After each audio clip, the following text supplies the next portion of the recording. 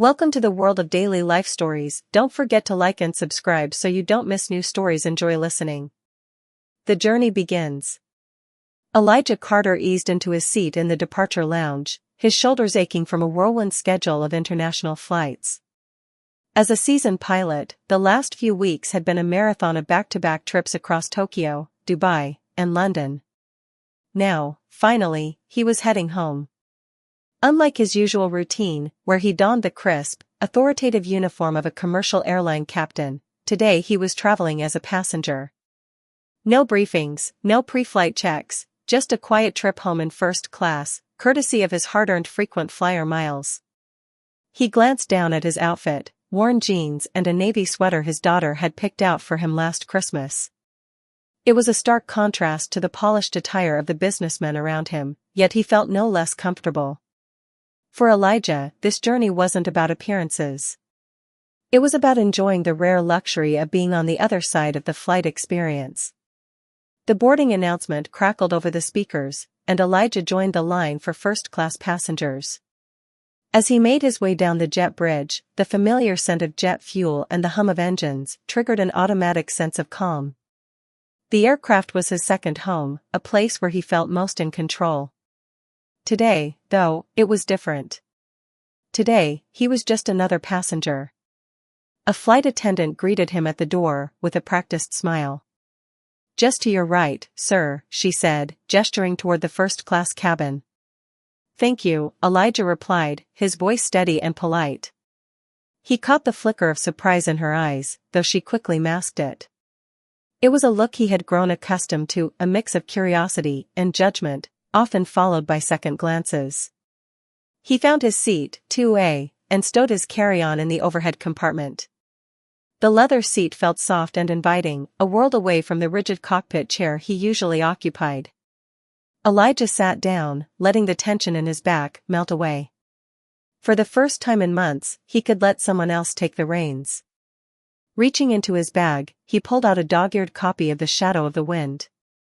It was his wife Sarah's favorite book, one she had urged him to read for years.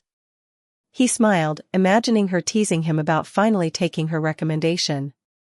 As the cabin filled with the usual pre-flight bustle, Elijah took in his surroundings. Across the aisle, a man in a sharp suit was already engrossed in a stack of documents. A young woman 2 rows ahead tapped away on a laptop, her headphones blocking out the world. An elderly couple sat diagonally across, quietly arranging their belongings with the precision of seasoned travelers. Despite his casual demeanor, Elijah couldn't help but notice the subtle glances. The woman in pearls in 2C kept stealing looks at him, her expression shifting between curiosity and disbelief. The businessman's pen paused mid-air when he first saw Elijah settle into his seat. These small moments were part of his reality, a lifetime of navigating unspoken biases and assumptions. Elijah chose not to let it bother him. Instead, he focused on the flight attendant who approached with a tray of pre-flight drinks. "Water, orange juice, or champagne?" she asked, her tone polite but slightly guarded. "Water, please," Elijah said with a smile. The flight attendant hesitated for a fraction of a second before placing the glass on his armrest. He noticed her studying him, likely trying to reconcile his unassuming appearance with his presence in first class. Elijah leaned back and opened his book, letting the words draw him into another world. The hum of conversations and the thud of luggage being stored became a soothing backdrop. Yet, he remained aware of his surroundings, the whispered exchanges, the glances that lingered a moment too long. The captain's voice crackled over the intercom, announcing the expected flight duration and weather conditions. Elijah's pilot instincts kicked in as he mentally reviewed the route to New York. Even as a passenger, the habits of a seasoned aviator were hard to shake. He glanced out the window, watching the ground crew in their fluorescent vests orchestrate the final preparations. It was a dance he knew intimately, one he had been a part of countless times. But today, he was content to observe. As the final boarding call echoed through the cabin, Elijah texted Sarah. "On board. First class is as nice as you said." Her reply was almost instant. "About time." Don't forget to grab those warm nuts, they're worth the hype. He chuckled softly, imagining her grin on the other end of the phone. The cabin lights dimmed slightly, signaling the imminent departure. Elijah returned to his book, letting the familiar rhythm of pre-flight preparations wash over him. He was just another traveler today, no responsibilities, no expectations, at least, that's what he thought. Across the aisle, the businessman folded his hands, his expression unreadable as he stole another glance at Elijah.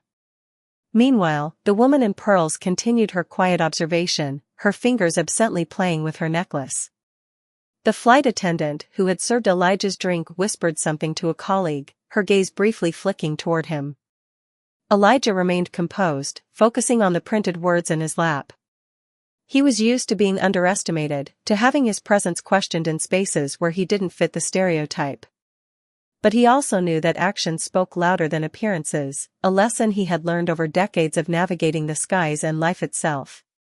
Just as he turned the page, a shadow fell over him. He looked up to see the same flight attendant who had greeted him earlier. Her professional smile was intact, but there was a slight edge to her tone as she spoke. "Excuse me, sir. Could I see your boarding pass?" Elijah's brow furrowed slightly, but he complied without hesitation, reaching into the seat pocket to retrieve the slip of paper. The air around them seemed to shift as passengers nearby perked up, their curiosity barely concealed. The flight attendant scanned the boarding pass, her lips pursed. "Did you receive an upgrade today?" "No," Elijah said calmly. "I purchased this seat." Her hesitation was palpable, and Elijah could sense the undercurrent of doubt in her gaze. Behind her, whispers began to ripple through the cabin, the atmosphere growing tense. For a moment, Elijah considered explaining himself, revealing his profession and status. But he chose not to. He wanted his presence to stand on its own merit, without the weight of titles or accolades. The flight attendant seemed ready to press further when another figure appeared, Laura Chin, the senior attendant. Her sharp, discerning eyes took in the scene immediately, and her tone was clipped as she addressed her colleague. "Is there an issue here?" The junior attendant faltered, glancing between Laura and Elijah. "I was just verifying the seat assignment." "It's verified," Laura said firmly, her voice leaving no room for argument. Before Elijah could respond, a soft chime echoed through the cabin. Laura's phone vibrated in her hand, and her expression shifted as she read the message on the screen. "Elijah Carter," she said, her voice low but urgent. "Yes?" "There's been an emergency in the cockpit," she continued, her words clipped and professional. "We need you up front immediately." In that moment, the dynamic of the cabin shifted. Elijah's calm demeanor transformed as he rose from his seat, his movements precise and purposeful. The whispers around him grew louder, curiosity mingling with confusion. As he followed Laura toward the cockpit, Elijah's mind sharpened, the familiar sense of responsibility taking hold.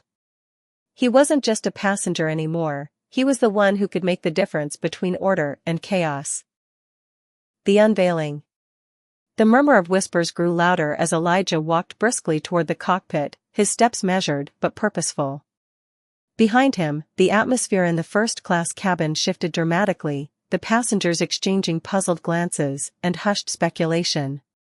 Elijah had spent decades mastering the art of composure under pressure, but even he could feel the weight of their stares pressing against his back. He stepped through the narrow doorway into the cockpit, a space that felt more like home than anywhere else. The familiar array of dials, gauges, and screens greeted him like old friends. Despite the situation, Elijah felt a sense of calm wash over him, the kind that only came from years of experience. The captain, a man in his late 40s with graying temples, turned toward him with a mix of relief and urgency. "Carter?" "Yes," Elijah replied simply, taking in the scene.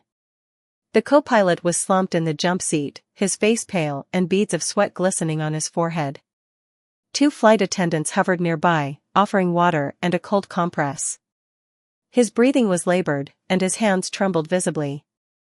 "Food poisoning," the captain explained, his voice steady but strained. "It hit him hard about 10 minutes ago. He's in no shape to fly." Elijah nodded, his mind already moving through the necessary steps. What's the status of the aircraft? We're still on the ground, thankfully, the captain replied. Pre-flight checks are complete, but we haven't pushed back yet. I was just about to call the tower to request a delay. Elijah glanced at the co-pilot again, assessing the situation with a practiced eye. Get him off the flight. He needs medical attention.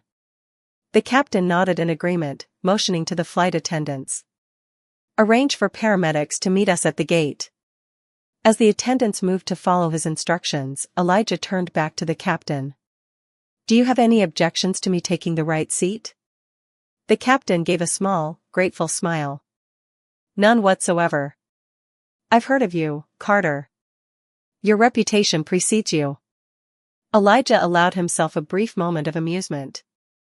He had spent decades building that reputation, but it was rare to hear it acknowledged so openly. Without further discussion, he slid into the co-pilot's seat, adjusting it to accommodate his taller frame. The controls felt familiar beneath his hands, a comforting weight that steadied his thoughts. He quickly scanned the instruments, confirming that everything was as it should be. Pre-flight checklist? Complete, the captain said. Fuel levels? Confirmed for transatlantic. Weather conditions? Clear skies until about an hour out from New York. We might hit some turbulence over the Atlantic. Elijah nodded, processing the information with ease. The captain handed him a headset, and he slipped it on, the familiar crackle of the communication line filling his ears. This is Captain Mike Stevens, with Elijah Carter as acting first officer, the captain announced to the control tower. We've had a change in crew due to a medical emergency, but are otherwise prepared for departure. The acknowledgement from the tower came swiftly, and within moments, the aircraft was cleared to push back from the gate. As they began the taxi to the runway, Elijah's focus was razor-sharp. His hands moved with practiced precision, adjusting switches and verifying readings. The hum of the engines vibrated through the cockpit, a sound that was both powerful and reassuring. Behind the closed door, the first-class cabin had erupted into a quiet storm of speculation. Did you see how he walked in there? The businessman from across the aisle whispered to the woman in pearls. Like he owned the place. He's a pilot, the elderly woman interjected, her tone tinged with awe. I heard the attendant say his name. Elijah Carter. That's not just any pilot, he's one of the best. Still, the woman in pearls muttered, her fingers fidgeting with her necklace. You'd think they'd mention that when he boarded. It's unusual. Unusual? The businessman asked, raising an eyebrow. Or just not what you expected? The question hung in the air, uncomfortably pointed. Rachel, the flight attendant who had questioned Elijah earlier, stood near the galley, her face flushed with embarrassment. She hadn't moved since Elijah had walked past her, her thoughts replaying the interaction over and over. She hadn't doubted his boarding pass because it was incorrect, she had doubted it because of her own assumptions. Her colleague Laura Chin approached, her expression unreadable. Rachel, she said quietly, we need to talk. Rachel braced herself, expecting a reprimand, but Laura's tone was surprisingly gentle. I don't know if you realized it, Laura began, but that man you questioned back there? He's one of our most senior pilots. He's logged more hours than most of us could dream of, and he's trained half the captains in this airline. Rachel's stomach sank. She had been so caught up in her instincts, her biases, that she hadn't considered the possibility that Elijah belonged in first class as much as anyone else, if not more. I didn't mean to, Rachel stammered, but Laura held up a hand to stop her. I know, Laura said. But this is a lesson. Assumptions can cost us a lot, respect, trust, credibility. Remember that. Rachel nodded, her cheeks burning with shame. In the cockpit, Elijah and Captain Stevens worked in seamless tandem as the aircraft roared down the runway and lifted into the air. The transition from passenger to co-pilot had been almost instinctive for Elijah, his years of experience guiding him effortlessly. Once they reached cruising altitude, Captain Stevens leaned back slightly, his demeanor more relaxed. You make it look easy, he remarked with a chuckle. Old habits, Elijah replied, his tone light. I've been doing this long enough that it's second nature. Still, Stevens said, his voice turning serious, thank you. I don't know what we would have done without you today. Elijah nodded, acknowledging the sentiment without lingering on it. For him, this wasn't about heroics. It was about doing what needed to be done. The intercom crackled to life as Stevens addressed the passengers. Ladies and gentlemen, this is Captain Stevens. I wanted to inform you that we experienced a minor crew adjustment earlier, but everything is under control. We're cruising at 35,000 feet and expect to arrive in New York on schedule. Thank you for your patience. In the cabin, the announcement was met with murmurs of understanding. The businessman leaned back in his seat, a newfound respect evident in his expression. The elderly couple exchanged approving nods, and even the tech entrepreneur in 1A paused his work to glance toward the cockpit door. Rachel, still standing by the galley, felt the weight of the moment settle over her. She had made a mistake, a big one, but she resolved to learn from it. As Elijah guided the plane smoothly through the air, he couldn't help but feel a quiet sense of satisfaction. He had faced doubts, questions, and assumptions his entire life, but in this moment, none of it mattered. What mattered was the task at hand, and the passengers who trusted him to see it through. Above the clouds. The aircraft soared above the Atlantic, cutting through the skies with precision and grace. From the cockpit, the view stretched endlessly, a canvas of soft blue and streaks of white clouds. For Elijah Carter, it was a view he had seen thousands of times before, but it never failed to inspire him. This time, however, there was a subtle difference, a sense of vindication that rested lightly on his shoulders. Beside him, Captain Mike Stevens was relaxed but alert, his hands resting near the controls. The cockpit hummed with quiet efficiency, punctuated by occasional updates from air traffic control. Elijah's voice carried a steady rhythm as he relayed adjustments, his tone calm and authoritative. Winds are picking up at 36,000 feet, Elijah noted, adjusting the autopilot settings. Let's stay here at 35,000 for another 20 minutes. We'll avoid turbulence and save fuel. Stevens nodded. You've still got the touch, Carter. Like riding a bike, huh? Elijah allowed himself a small smile. Something like that. Though bikes don't usually carry 300 passengers at 500 knots. Stevens chuckled, and the atmosphere in the cockpit eased further. There was an unspoken camaraderie between them, one born of mutual respect and shared responsibility. As they continued to fly, Elijah's thoughts briefly drifted to the events in the cabin. He wasn't one to dwell on slights or misunderstandings. Life as a black pilot had taught him the futility of carrying those weights, but Rachel's actions had lingered with him. Not because they were unusual, but because they were so commonplace. He shook the thoughts away, focusing instead on the journey ahead. A pilot's job was to look forward, to navigate through challenges, and ensure a safe landing. That was what mattered. In the first-class cabin, the passengers had settled into an uneasy rhythm. The murmurs had died down, replaced by the quiet hum of the engines and the occasional clink of glasses. The businessman, who had initially eyed Elijah with suspicion, now seemed thoughtful, his gaze occasionally drifting toward the cockpit door. Imagine that, he said quietly to the woman in pearls. The man we questioned is up there flying this plane. Makes you think, doesn't it? The woman nodded, her fingers absently tracing the pearls around her neck. It does.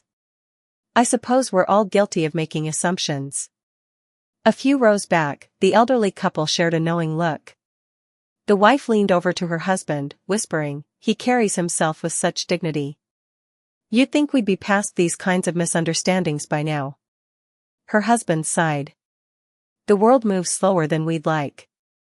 But maybe moments like this help it along." In the galley, Rachel busied herself with small tasks, her mind racing. She had replayed the scene with Elijah over and over, each time feeling the sting of regret more acutely. It wasn't just the embarrassment of being wrong. It was the realization of what her actions had implied. Laura Chin approached her, holding a tray of glasses. "Take a break, Rachel. You've been pacing for 20 minutes. Rachel hesitated but nodded, stepping aside as Laura took over. She found a quiet corner near the curtain that separated first class from economy and leaned against the wall. Her mind wandered back to her training, the lessons about professionalism, empathy, and composure. She thought she had understood those principles, but today had shown her the gaps in her understanding. Back in the cockpit, the smooth rhythm of the flight continued. The faint glow of the instrument panel illuminated Elijah's focused expression as he monitored the systems. He had always felt a sense of clarity in the air, a freedom from the constraints of the world below. "Carter," Stevens said, breaking the comfortable silence. "I've got to ask, why were you flying as a passenger today? Doesn't seem like your style." Elijah glanced over, his lips quirking in a faint smile. "My daughter's recital is tomorrow night. I promised her I'd be there, no matter what. When I couldn't adjust my roster, I booked a seat." Stevens nodded in understanding. "Family's everything." "It is," Elijah agreed. His mind briefly filled with thoughts of his daughter, Mia, and her excitement about the recital. He couldn't wait to see her face light up when he walked into the auditorium. The radio crackled, drawing their attention. A weather update from the Atlantic Control Center indicated moderate turbulence ahead, confirming Elijah's earlier prediction. "Let's make a slight course adjustment," Elijah said, studying the radar. 5 degrees north should give us a smoother ride." Stevens made the adjustment without hesitation. The teamwork between them was seamless, a testament to their shared expertise.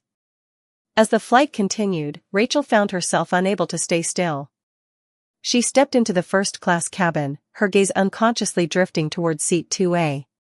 The worn paperback book Elijah had been reading was still there, neatly placed on the armrest by one of the attendants. Taking a deep breath, she moved to the businessman across the aisle. "Excuse me, sir. Can I offer you anything else to drink?" The man looked up, his expression softening. "No, thank you.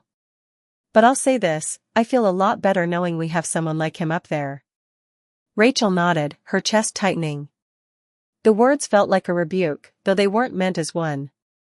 She turned and walked toward the galley, her thoughts swirling. Before she realized what she was doing, she found herself standing at the cockpit door. The head flight attendant, Laura, noticed her hesitation. "Something you need, Rachel?" Rachel hesitated, then nodded. I want to apologize." "To him? Do you think he'd?" Laura gave her a measured look. "Wait until after the flight. Let him do his job. But I think he'd appreciate it." Rachel nodded again, stepping back. She returned to her duties with a renewed sense of purpose, determined to make amends. In the cockpit, the plane sailed smoothly across the Atlantic, the horizon stretching endlessly ahead.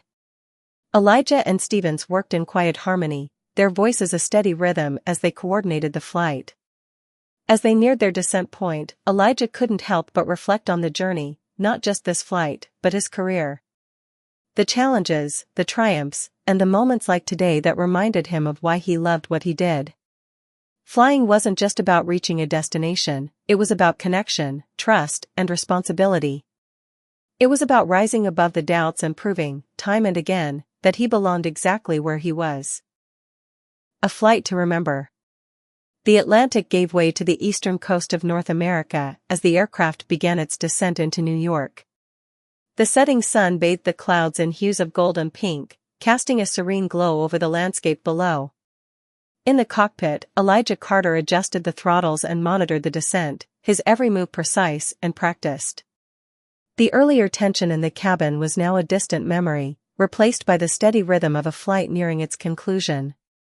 "Smooth descent," Captain Mike Stevens said, glancing at Elijah with a smile. "You'd think you'd never been out of the seat." Elijah returned the smile, but kept his focus on the instruments. "Some things you don't forget. Like riding a bike, right?" Stevens chuckled. "Though I'd argue bikes are a bit more forgiving." The rapport between the two men had only grown during the flight, a testament to the unique bond shared by those who navigate the skies. The trust and mutual respect in the cockpit were palpable, a sharp contrast to the earlier doubts that had cast a shadow over the day. In the cabin, the passengers were preparing for landing. Seat belts clicked into place, tray tables were stowed, and the hum of quiet conversations filled the air. Rachel Thompson moved through the aisles, checking that everything was in order. Her hands moved automatically, but her mind was elsewhere. She had spent the last few hours reflecting on her actions, the sting of her earlier assumptions still fresh. Rachel wasn't one to shy away from accountability, and she knew she owed Elijah an apology, one that went beyond mere words. As she passed seat 2A, she paused, her gaze falling on the book Elijah had left behind. The well-worn spine and dog-eared pages told a story of their own, one of a man who valued substance over appearances. It was a quiet reminder of how wrong she had been. The descent into New York was smooth, the aircraft gliding effortlessly toward its destination. From the cockpit, the sprawling city came into view, its lights twinkling like a sea of stars. Runway 22L, Elijah confirmed as the tower provided clearance. He adjusted the flaps and landing gear, his hand steady on the controls. "Got it," Stevens replied, his voice calm. "You're landing, Carter. Bring us home." Elijah didn't hesitate. He guided the plane with a practiced ease, his focus unbroken. The runway loomed closer, and with a gentle touch, he brought the aircraft to a flawless landing. The passengers erupted into spontaneous applause, a sound that carried through the cabin and into the cockpit.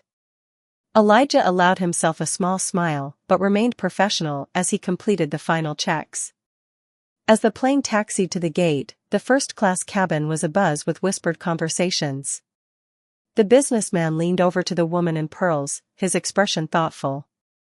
"I've been flying for years, and I can't recall a smoother landing," he said. "That man, Carter, is a true professional."